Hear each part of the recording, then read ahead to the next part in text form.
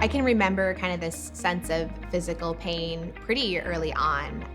When I was a child, I think I was about 4 or 5, and I remember being at the doctor's office and them telling my mom that I had scoliosis and that I needed to get that addressed so we could avoid bracing. And so started intensive physical therapy, and I remember being in that office quite a bit. It was almost like my after school sport for a while. And so it was painful, but the rapport that I had with my therapist was also pleasurable, if that makes sense. Like it was a game, it was playtime, it was enjoyable. And so that was really my first entree into the health professions. In college, I chose occupational therapy because it's a blend of art and science. And I've always naturally been drawn to the arts as well. And so I thought that that would be a really neat medium to explore in recovery, both physical and emotional. About 2012, I kind of had this breakdown, which was really a breakthrough. I had realized some things about myself that I was uncomfortable with, and I was willing to let dreams that I had for myself die at that point in order to really be owned and saved by Jesus.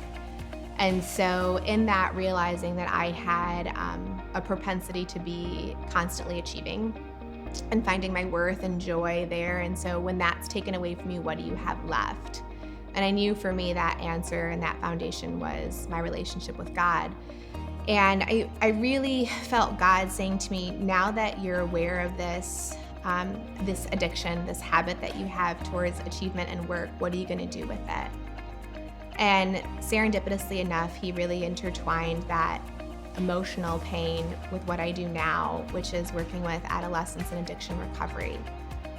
He is so uniquely woven that calling to be with that community with my natural ability to be able to be a teacher and a leader. So I have the privilege of working at a university and researching what that's like for adolescents in addiction.